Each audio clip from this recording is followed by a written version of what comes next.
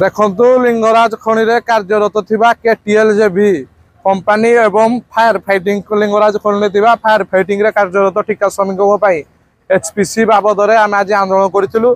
दीर्घ दिन हम आम बारंबार अभियोग करूँ केटीएलजेवी कार्यरत ठिका श्रमिक एवं फायर फाइटिंग कार्यरत ठिका श्रमिक मान एचपीसी मिलूला।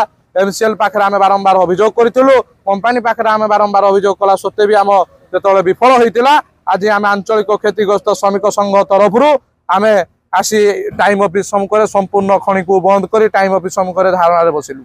एमर निष्पत्ति है 5टा बेले आमर एक बैठक अच्छी से बैठक निष्पत्ति हम एचपीसी बाबद जो सब गाइडलाइन अच्छी समीक्षा कर निष्पत्ति हम से आईआईसी आमर पीओ जीएम को स्तर में एक मीटिंग हम स्तर में मीटिंग है जहाँ निष्कर्ष बाहर डिसाइड है से पर्यंत स्ट्राइक को बंद कराई। जदि तापर भी निष्कर्ष न बाहरी पारा ताहले आगामी दिन में स्ट्राइक जारी रहिबो, आंदोलन जारी रहिबो।